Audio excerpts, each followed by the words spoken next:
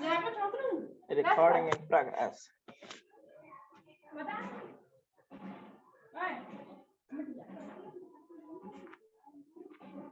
ठीक है जैसे अच्छे करो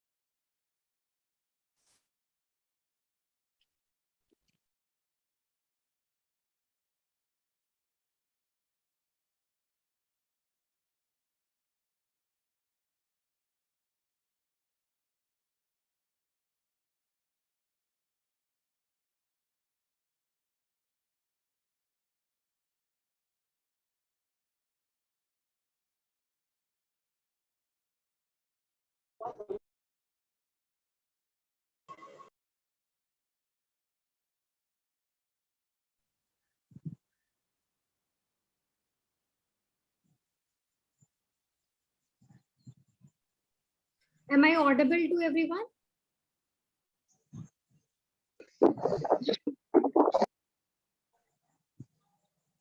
Yes, ma'am. Okay.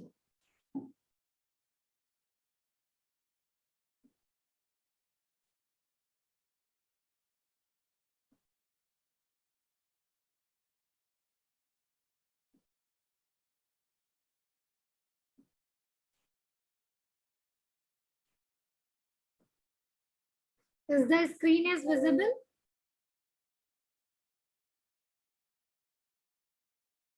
Yes, ma'am.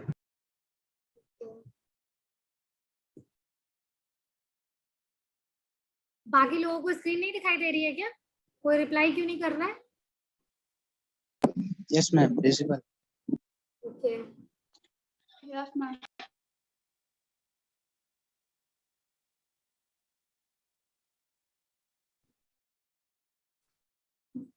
आज जो टॉपिक हम लोग कवर करेंगे ये यूनिट नंबर 2 से ही था. यूनिट नंबर 2 में आपका दो पार्ट्स में डिवाइडेड था. फर्स्ट था आपका डिजाइनिंग ऑफ द प्रोग्राम, जिसमें हम लोगों ने एल्गोरिथम, फ्लो चार्ट और स्यूडो कोड्स स्टडी करे थे. जो आपके सेकंड यूनिट से ही नेक्स्ट टॉपिक है वो है कंप्यूटर मेमोरी का. ठीक है, तो आज हम डिस्कस करेंगे computer memory and what are the different types of memory used into the computer. Okay, so computer memory is internal storage area where to store the data and program. Okay, as we know, the computer works upon IPO cycle, input, process and output cycle. Okay, and then I show you that basic diagram of the computer. There is a bidirectional array to the block memory. So memory is your storage area in which you store your data and your program. What is data? Data is your values which you stored into the computer, and program is your set of instruction. What is a program? Program is a set of instruction designed to perform the specific task. किसी एक task को करने के लिए जो भी हम instructions लिखते हैं line by line, that is called program. And what is a software? Software is a collection of program. Okay, तो आपके किसी भी कंप्यूटर में जहां पर भी आप डेटा और प्रोग्राम को स्टोर करते हैं वो एरिया आपका कहलाता है कंप्यूटर मेमोरी. ओके, तो कंप्यूटर मेमोरी जो है वो दो पार्ट्स में डिवाइडेड है. एक है प्राइमरी मेमोरी, एक है हमारी सेकेंडरी मेमोरी. ठीक है, primary memory and secondary memory. हमारे कंप्यूटर में प्रोसेसिंग कौन करता है? अगर हम आईपीओ साइकिल की बात करें, इनपुट, प्रोसेस एंड आउटपुट की, तो processing is done by CPU. ठीक है, जो central part of the computer है, brain of the computer, that is CPU. और सीपीयू हमारी सारी प्रोसेसिंग करता है. अब उस प्रोसेसिंग को करने के लिए जब हम किसी इनपुट डिवाइस से, we have studied so many input and output devices, then you give data to the input device, that data will go and stored in a computer, oh sorry, in the memory, ठीक है, in the computer's memory. So first the data will go and store into the memory, and from memory the CPU will extract the data. तो CPU जो है वो memory से ही data को fetch करता है और वहां से प्रोसेसिंग परफॉर्म करता है, रिजल्ट्स हमारे वापस जाके स्टोर होते हैं मेमोरी में, और वहीं से हमारे रिजल्ट क्या होते हैं, डिस्प्ले होते हैं. तो memory is always a bidirectional to the CPU. CPU has also the control over memory, memory के ऊपर CPU का ही कंट्रोल होता है. वो डेटा को फेच करता है, इंस्ट्रक्शंस को फेच करता है, एग्जीक्यूट करता है, जब प्रोसेसिंग हो जाती है रिजल्ट स्टोर करता है और उसके बाद आउटपुट डिवाइस को भेजता है. ठीक है, तो मेमोरी जो है वो हमारी दो पार्ट्स में डिवाइड होती है. मेमोरी जो है वो हमारी दो पार्ट्स में डिवाइडेड है, एक है हमारी प्राइमरी मेमोरी, एक है हमारी सेकेंडरी मेमोरी. तो यहाँ पर इस टॉपिक में आप सारी चीजें एक्सप्लोर करेंगे. What is primary memory, what is secondary memory, and what are the different types of primary and secondary memory. ठीक है, while the main memory holds instructions and data when a program is executing, the auxiliary or secondary memory holds data and program not currently in use and provides long time storage. इस point का क्या मतलब है? इस point का ये मतलब है कि ये जो आपके दो ग्रुप हैं, प्राइमरी मेमोरी और सेकेंडरी मेमोरी, इन दो को दो ग्रुप में डिवाइड करने का पर्पस क्या था? इनका ये पर्पस था कि अगर प्राइमरी मेमोरी जो है वो आपके क्या होल्ड करेंगे, जो डेटा और इंस्ट्रक्शंस आप करंटली यूज कर रहे हैं. मतलब अगर कंप्यूटर क्या है, मल्टीटास्किंग होता है, आप बहुत सारे टास्क एक साथ कर सकते हैं. एक साथ कर सकते हैं मतलब आपका सी का प्रोग्राम भी चल रहा है, ब्राउजिंग भी कर रहे हैं, आप म्यूजिक भी सुन रहे हैं कंप्यूटर पे, और कोई फाइल कॉपी भी हो रही है. तो एट अ टाइम कितने टास्क हो गए? 4 टास्क हो गए. Writing of the C program, accessing the browser, listening the music and copying some file from another storage. ठीक है, तो हमारा कंप्यूटर क्या हो गया, मल्टीटास्किंग कर रहा है. तो जिस भी ब्राउजर पे आप मतलब जिस भी विंडो पे आप करेंटली एक्सेस कर रहे हैं, वो हमारी क्या होगी, वो हमारी डेटा और प्रोग्राम होंगे जो करेंटली एग्जीक्यूट हो रहे होंगे. ठीक है, तो वो जो आपके डेटा और प्रोग्राम है वो आपके कहाँ रहेंगे? प्राइमरी मेमोरी में. और सेकेंडरी मेमोरी में आपका क्या स्टोर रहेगा? आपके डेटा और प्रोग्राम जो करंटली यूज में नहीं है. ठीक है, वो आपके रिसाइड करेंगे सेकेंडरी स्टोरेज या लॉन्ग टर्म स्टोरेज जिनको चाहिए वो भी आपके सेकेंडरी स्टोरेज में रहते हैं. कई बार हमारा प्रोग्राम इतना ज्यादा बड़ा होता है कि एट अ टाइम सारा प्रोग्राम प्राइमरी स्टोरेज में नहीं आ सकता, तभी वो प्रोग्राम हमारा कहाँ रहता है? सेकेंडरी स्टोरेज में. और part of the program can transfer into primary memory, और वहां से वो क्या होता है? एग्जीक्यूट होता है. ठीक है, so primary memory is volatile, so the data can be retained in it and only when the power is on. Moreover, it is very expensive and therefore limited in the capacity. तो जो आपकी primary memory है वो volatile है. Volatile means कि आपका जो data है वो लॉस हो सकता है. जब तक की पावर ऑन रहेगी तब तक की डेटा आप एक्सेस कर सकते हो. जैसे ही पावर ऑफ होगी वो डेटा आपका लॉस हो जाएगा. ठीक है, और हमारी primary memory is very expensive memory. तो हमारी प्राइमरी मेमोरी क्या होती है? कम होती है साइज में. ठीक है, आपने किसी भी, आप लोग तो मोबाइल यूज करते हैं, मोबाइल में भी तो सेम कंसेप्ट है. आप रैम यूज करते हैं तो 4 GB RAM, 6 GB RAM, it means कहते हैं ना हमारी गेमिंग की परफॉर्मेंस इंप्रूव हो जाती है. हमारे हम ये इतनी ज्यादा कैपेसिटी का रैम लेंगे तो जो है हमारे जो परफॉर्मेंस है, एक्सपीरियंस जो है मोबाइल फोन्स का वो अच्छा रहेगा. सेम चीज कंप्यूटर में भी है. जितना ज्यादा रैम कैपेसिटी होती है, RAM is your basically main memory. Main memory कहें या फिर प्राइमरी मेमोरी कहें, और सेकेंडरी मेमोरी या फिर ऑक्सिलरी मेमोरी कहें. तो हमारे मोबाइल फोन में जो प्राइमरी मेमोरी है वो रैम है. उसके बाद हमारे पास कुछ स्टोरेज एरिया होता है and that storage area is your secondary memory. Okay, जहाँ पे हम अपने म्यूजिक और पिक्चर्स और वो सब स्टोर रखते हैं. ठीक है, तो वो हमारी सेकेंडरी मेमोरी थी. इसके अलावा हम क्या करते हैं, सिम कार्ड भी, वो स्टोरेज कार्ड भी लगा देते हैं अलग से. जो वो स्टोरेज कार्ड है वो भी हमारा क्या होता है? Secondary memory. तो primary memory is your volatile memory. Capacity में कम होती है क्योंकि इट्स वेरी एक्सपेंसिव और जो है जैसे ही पावर लॉस होती है उसके बाद हमारी जो एग्जीक्यूशन हो रहा होता है वो हमारी वैल्यू लॉस हो जाती है. Okay, so this is a part of your primary memory. अच्छा, on the contrary, the secondary memory store the data and instructions permanently. अगर जो भी डेटा और इंस्ट्रक्शंस क्या हैं वो हमारे परमानेंटली जो स्टोर होते हैं वो कहाँ होते हैं? सेकेंडरी मेमोरी पे. इसको हम ऑक्सिलरी मेमोरी कहते हैं. It's highly portable as the user can easily move it from one computer to other computer. ठीक है, तो पोर्टेबिलिटी भी होती है, लेस एक्सपेंसिव होती है, स्लो इन स्पीड होती है. मतलब इसकी स्पीड क्या है as compare to main memory? Slow होती है. और जो है क्या कहते हैं, इनएक्सपेंसिव होती है, एक्सपेंसिव भी नहीं है. और डेटा जो है वो हमारा जो है परमानेंटली स्टोर रहता है. बट क्योंकि स्पीड स्लो है आपकी, तो आप इसको क्या करेंगे, जो है सिर्फ स्टोरेज के लिए यूज करते हैं, एग्जीक्यूशन के टाइम पे ये यूज नहीं हो सकता. क्योंकि हमारी जो भी मेमोरी है उसको हमें किससे मैच कराना होता है? प्रोसेसर की स्पीड से मैच कराना होता है. जो भी हमारा प्रोसेसर जिस स्पीड पे वर्क कर रहा है उसी स्पीड पे हमारा मेमोरी का एक्सेस होना चाहिए. इसलिए हम क्या करते हैं, कॉस्टलियर मेमोरीज यूज करते हैं. And that costlier memories are your main memories. ठीक है, जहां से आपके सीपीयू की, प्रोसेसर की फैचिंग जो है वो आपकी इजी रहेगी फ्रॉम द मेमोरी. और जो डेटा आपको नहीं चाहिए वो कहाँ चला जाएगा? सेकेंडरी स्टोरेज में.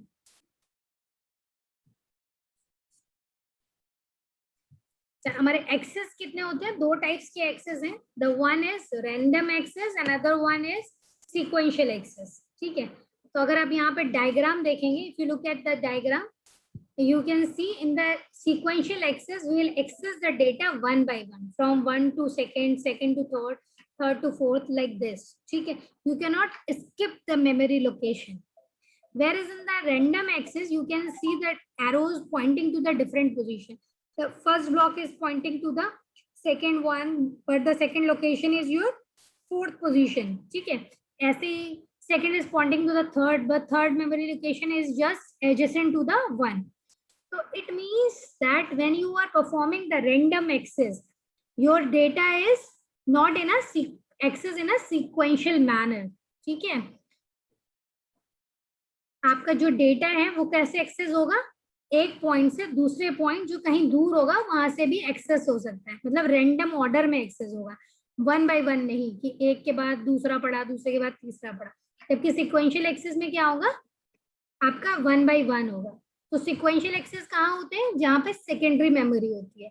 और रैंडम एक्सेस कहाँ होते हैं? जहाँ पर हमारी प्राइमरी मेमोरी होती है, रैम होती है. वहां पे हमारे क्या होता है? रैंडम एक्सेस मेमोरी होती है. रैम की फुल फॉर्म ही यही है, रैंडम एक्सेस मेमोरी. तो it supports the random access. वो फास्टर होगा, कॉस्टलियर होगा. और वेयर एज सिक्वेंशियल एक्सेस क्या होगा? आपका चीपर होगा. और जो है वो सिक्वेंशियल एक्सेस कहाँ पर होगा? जो आपकी सेकेंडरी मेमोरीज है ज्यादातर वहीं पर ही होगा. तो magnetic tape is example of your sequential access. और इसके अलावा अगर कोई भी आपके प्रोग्राम्स, मतलब अगर आपके प्रोग्राम सेम ऑर्डर में लिखे हैं, उसी ऑर्डर में एग्जीक्यूट करना है, तो सिक्वेंशियल एक्सेस बेस्ट है. अगर आपके ऑर्डर जो है वो रैंडम ऑर्डर को फॉलो कर रहे हैं तो random access memory is the best one. ठीक है,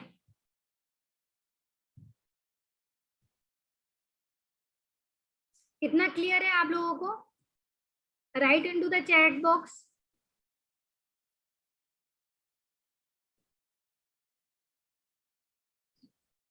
I am not getting reply from anyone.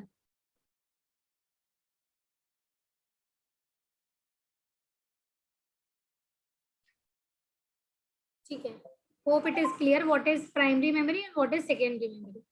Primary memory, secondary memory का है या फिर मेन या ऑक्सिलरी मेमोरी का है? ये क्वेश्चन जो है कई नेम से एग्जाम में पूछा जाता है. Define main memory and auxiliary memory. Ma'am आवाज क्लियर नहीं आ रही. सभी को ये प्रॉब्लम हो रही है या कोई और भी बच्चों रिप्लाई करिएगा? नो मैम, क्लियर है. क्लियर है. तो बेटा हो सकता है आपके में ही प्रॉब्लम आ रही हो सकता है network issue.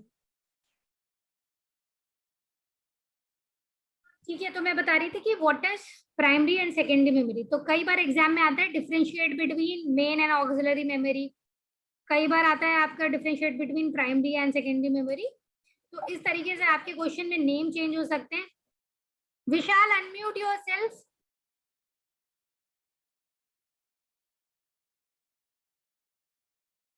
Vishal, unmute yourself.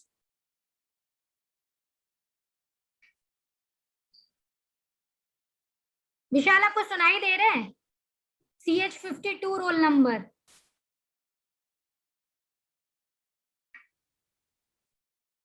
I am recording the name, na? I am writing down the name of those students who are not following my instructions. Okay? तो विशाल मैंने आपका नाम टिक कर लिया है. आपको सुनाई नहीं दे रहा है ना? मेरी आवाज नहीं आ रही ना आपको? अनम्यूट करने के लिए बोल रही हूँ मैं आपको.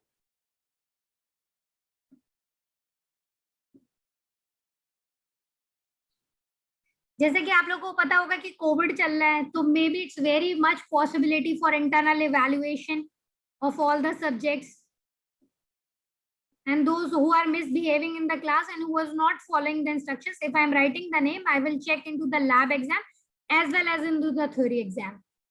Okay, so be good in my class, all of you. Vishal, you are not able to listen me?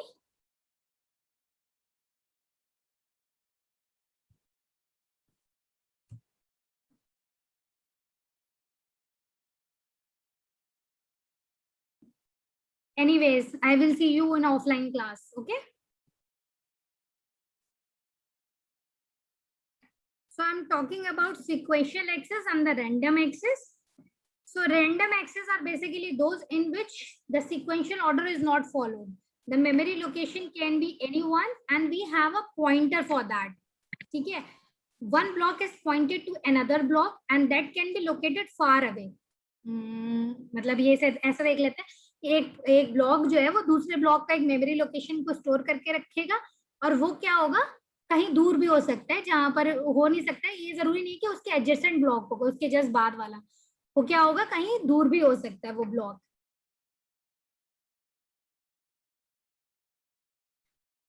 The next one is this is the diagram for computer memory, and the diagram is not very much clear here.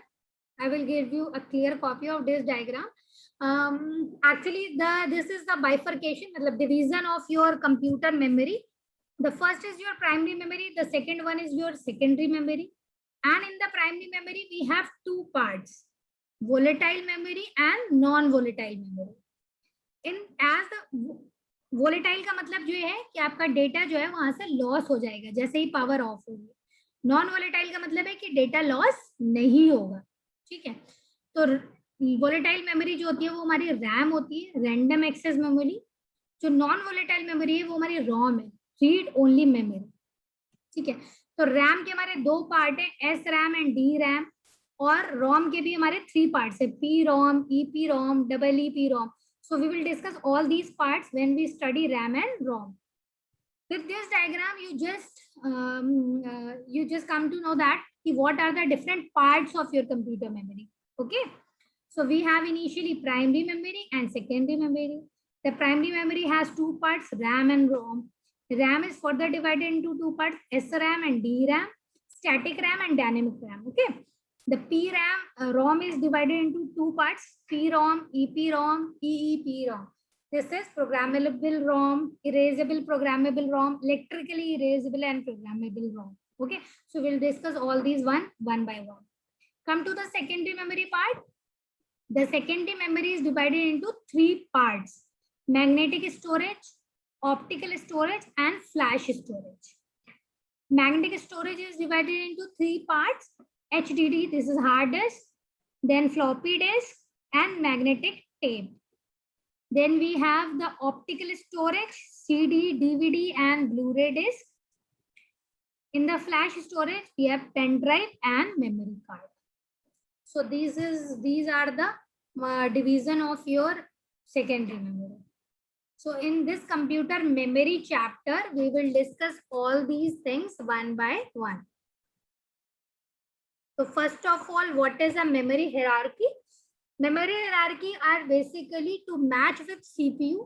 ठीक है, जो storage devices हैं वो CPU को directly access नहीं हो सकते, क्योंकि सीपीयू क्या है, हमारे अलग स्पीड पे वर्क करते हैं, स्टोरेज डिवाइसेस अलग स्पीड पे वर्क करते हैं। ओके, तो इस वजह से हम क्या करते हैं, कई सारी मेमोरी हिरार्की फॉलो करते हैं। ठीक है, मेमोरी हिरार्की में क्या होता है कि हमारी मेमोरी हिरार्की जो है वो हमारी ऊपर से नीचे, वो हिरार्की जिस ऑर्डर में हमारा कंप्यूटर एक्सेस करेगा।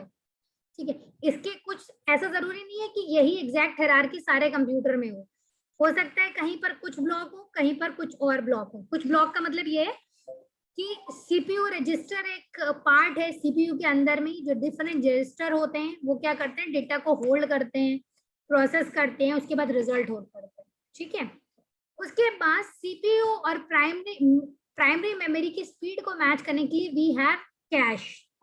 ठीक है, कैश मेमोरी जो क्या होगी, रैम से फास्टर होगी। ऑब्वियसली जब रैम से फास्टर है तो वो ज्यादा कॉस्टलियर भी होगी।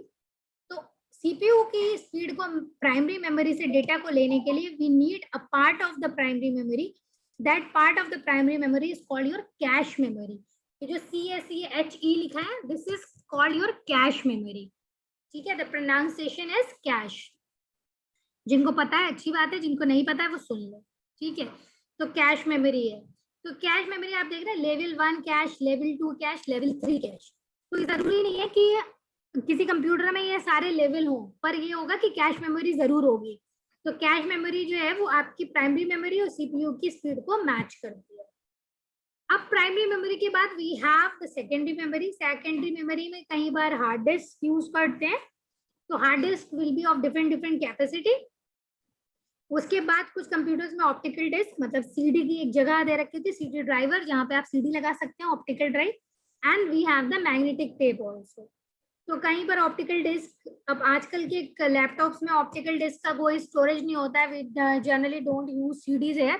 अगर आप मार्केट में जाएंगे तो यू हार्डली फाइंड सीडीज। ठीक है, मेरे ख्याल में आप लोगों ने तो फ्लॉपी देखी भी नहीं होगी, आपकी जनरेशन ने मुझे लगता नहीं कि फ्लॉपीज देखी हैं। तो पर अभी क्योंकि कंप्यूटर मेमोरी का part and will consider from the starting one, तो will discuss floppy as well. पर अब आप लोग अगर देखेंगे तो सीडी भी यूज नहीं करते यार कोई भी, सारे लोग पेन ड्राइव यूज करते हैं। ठीक है, और अब लैपटॉप में सीडी के स्लॉट भी नहीं है, पर in the computer we have the CD slot, क्योंकि अभी भी हम प्रोजेक्ट जो है बच्चों से सीडी में ही सबमिट करा लेते हैं। तो CDs are basically your optical disc. तो this is the memory hierarchy. जो सीपीयू रजिस्टर होंगे वो सबसे फास्टर स्पीड पे होंगे, फिर L1 कैश। जैसे जैसे हम नीचे आएंगे इस हायरार्की में, हमारी मेमोरी की जो स्पीड है वो डिक्रीज होती चली जाएगी। अब डिक्रीज होती जाएगी मेमोरी की स्पीड, ऑब्वियसली उनकी कॉस्ट भी क्या होगी, वो डिक्रीज हो जाएगी, इनएक्सपेंसिव होंगे और एक स्लोअर स्पीड पे वर्क करेंगे। जैसे जैसे हायरार्की में हम ऊपर जाएंगे वैसे वैसे ही हमारी मेमोरी की स्पीड फास्ट होगी और वैसे ही वो क्या होंगी, एक्सपेंसिव होंगी। ठीक है, so the first one in the hierarchy is project register, processor register. The processor register are located inside the processor and therefore directly accessed by the CPU. तो आपने अगर CPU पता नहीं, जस्ट आपने देखा ही नहीं देखा है, माइक्रो प्रोसेसर की एक छोटी सी चिप होती है। ठीक है, उस माइक्रो प्रोसेसर की चिप्स में ही वी हैव अ पार्ट जहाँ पे आपके प्रोसेसर रजिस्टर होते हैं। ठीक है, जो प्रोसेसर रजिस्टर्स हैं वो ईच रजिस्टर जो है वो या तो 32 बिट का होता है या 64 बिट का होता है। 32 बिट का मतलब है कि इतने वर्ड लेंथ आपका वर्ड ऑफ द डेटा एक साथ प्रोसेस हो सकता है। 64 बिट का मतलब इतने वर्ड ऑफ लेंथ का डेटा एक साथ प्रोसेस हो सकता है। Bit is the smaller unit, smallest unit, that is either 0 or 1. ठीक है, तो we have the combination of bits. The combination of 8 bit is called a byte, and depending upon these bits combination we have decision of the registers. ठीक है, ये जो हमारे CPU registers है वो उन्हीं bits, मतलब डायरेक्ट मशीन लेवल लैंग्वेज पे वर्क करते हैं, और यहाँ से जो डेटा एक्सेस होता है that is the most fast data access. ठीक है, तो जितने भी वेरियस कैलकुलेशंस हैं, जो डेटा इमीडिएटली स्टोर्ड है वो रजिस्टर में जाता है, रजिस्टर में ही प्रोसेस होता है, रजिस्टर में ही आउटपुट स्टोर होते हैं। मतलब we have different type of registers, और उनसे ही क्या होता है, कैश मेमोरी में, मतलब कैश मेमोरी से रजिस्टर में, रजिस्टर से cache memory. So cache memory is an intermediate form of storage between the ultra fast registers and the RAM. As I told, RAM, although RAM works on a very high speed, but CPU works on more higher speed than the RAM. To match the to minimize the gap between the mismatch of the speed, मतलब इन दोनों के बीच का जो gap है उसको minimise करने के लिए we use cache registers, ओ कैश मेमोरी, ठीक है। तो कैश मेमोरी जो है वो आपकी क्या है, एस रैम, मतलब रैम का ही एक पार्ट होता है। तो RAM is nothing, is just a chip, okay. RAM की भी क्या है, आपकी एक चिप होती है। तो आपकी प्राइमरी मेमोरी का ही एक पार्ट होगा जो रैम के लिए डिसाइडेड होगा, और वो आपकी क्या करेगा, डेटा की स्पीड को और फास्ट कर देगा, ठीक है। तो सब portion of S RAM instead of store and cheaper D RAM, ठीक है। तो एस रैम का एक पोर्शन होगा जो हम कैश मेमोरी की तरह यूज करेंगे। उसके बाद टाइप ऑफ रैम्स कर सकते हैं, जैसे मैंने बताया RAM is your random access memory. तो RAM has two part, S RAM and D RAM. S is static RAM, D is dynamic RAM, okay. RAM that holds the data without an external refresh as long as powered. Powered का मतलब ये है कि जब तक power की supply रहेगी तब तक जो है वो आपका डेटा जो है वो लॉस नहीं होगा। This is in striking contrast with the DRAM, which must be refreshed multiple times in a second to hold its data content. जो डायनेमिक रैम है वो आपकी क्या करेगी, रिफ्रेश होगी बार बार। So SRAM is made up of D flip flop. Flip flops आप लोगों ने शायद पढ़े हो कहीं पर फिजिक्स वगैरह में, वरना हमारे कंप्यूटर का एक सब्जेक्ट रहता है डिजिटल इलेक्ट्रॉनिक्स, यहाँ पे हम फ्लिप फ्लॉप्स पढ़ाते हैं।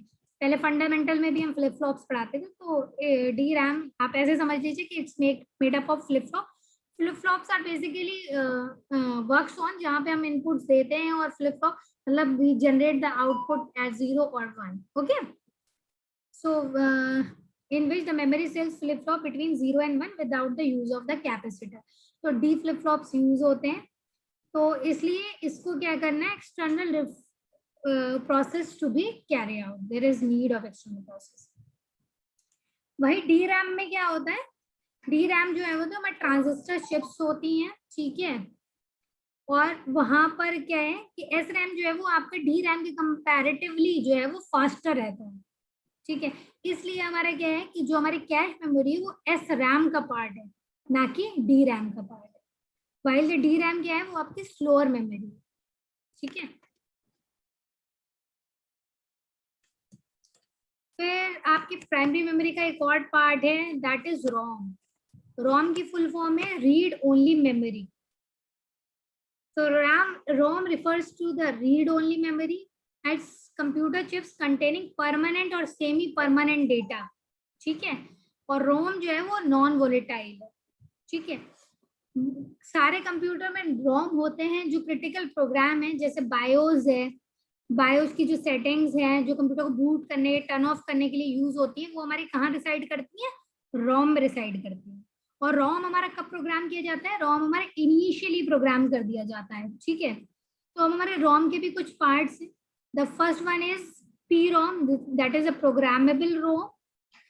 It can be written to or programmed using a special device called a PROM programmer, ठीक है। PROM programmer को यूज करके हम प्रोग्राम कर सकते हैं इसे।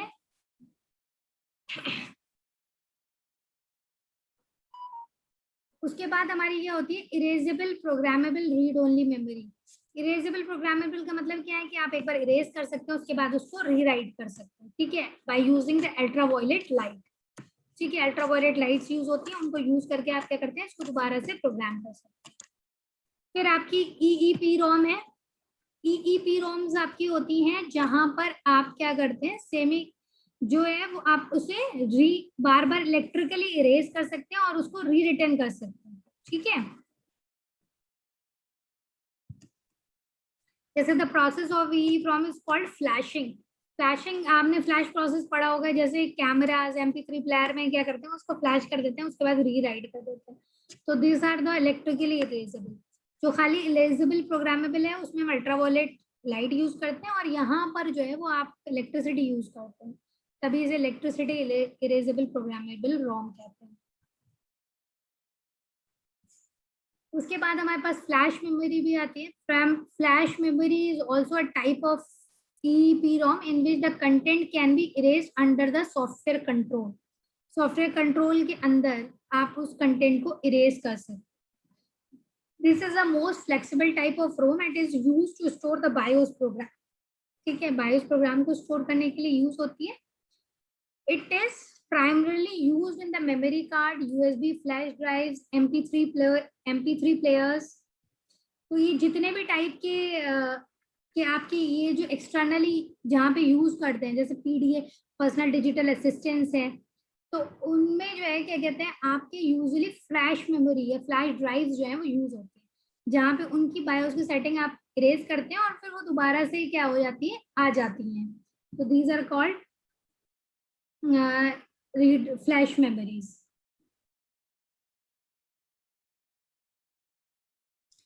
तो जो हमारे सिस्टम बायोस आप लोग जानते हैं ना, BIOS are basically basic input output system. जब भी हमारा कंप्यूटर लोड होता है ना, तो हमारे सबसे पहले बायोस लोड होता है कंप्यूटर पे। ठीक है, तो the BIOS setting resides into the ROM, क्योंकि रोम हमारी क्या है, नॉन वोलेटाइल है, इसलिए हम बायोस कहाँ पे रिसाइड करते हैं, बायोस जो है वो रिसाइड करती है रोम में। ठीक है, तो up till now we have covered with your primary memory. ठीक है, तो इस डायग्राम में देखें तो लेफ्ट हैंड साइड जो इस डायग्राम का है वो हमने कंप्लीट किया है कि वोलेटाइल मेमोरी हमारी रैम है, नॉन वोलेटाइल हमारी रोम है। रैम में हमारे दो पार्ट हैं, SRAM एंड DRAM। ठीक है, तो SRAM is faster than DRAM, programmable electrical erasable programmable and electrically erasable programmable. तो ये जो हमारी रोम है, तो बायोस सेटअप और जो इंपॉर्टेंट फाइल्स हमारी रोम में रहती हैं क्योंकि उसका डेटा लॉस नहीं होता। रैम में हमारा डेटा इंस्ट्रक्शंस वो रहते हैं जो हमारे करंटली यूज है। अब रैम का ये एक पार्ट क्या है, हमारा कैश मेमोरी है। कैश मेमोरी में क्या है, उस पोर्शन ऑफ डेटा जिसे कंप्यूटर को अभी एग्जीक्यूट करना है वो जाता है, ट्रांसफर होता है। कैश का वर्क क्या है, it's a interface between your CPU and your primary और मेन मेमोरी। ठीक है, उससे भी फास्टर होगी प्राइमरी मेमोरी से। ठीक है, और वो किसका पार्ट होगी, SRAM का पार्ट। वहां से डेटा कैश से कहाँ जाएगा, CPU रजिस्टर में जाएगा, वहां से प्रोसेसिंग होगी और ऐसे ही वापस आएगा डेटा। जिस साइकिल के थ्रू गया है उसी साइकिल के थ्रू रिजल्ट वापस आएगा और आउटपुट डिवाइस को कन्वर्ट हो जाएगा। सारी चीजें किससे कंट्रोल होंगी, हमारी CPU से कंट्रोल होगी, क्योंकि एक कंट्रोल बस जो है हमारे input devices, output devices, memory, वो सब किससे कंट्रोल होंगी, हमारी CPU से ही कंट्रोल होंगी। On the मतलब tomorrow we will discuss about secondary memory, all these parts. Those who have not joined the Google Classroom, join the classroom. I'm uploading all the contents there related to your syllabus, so join the classroom. Okay, that's all with today's lecture. Is there any query, anyone?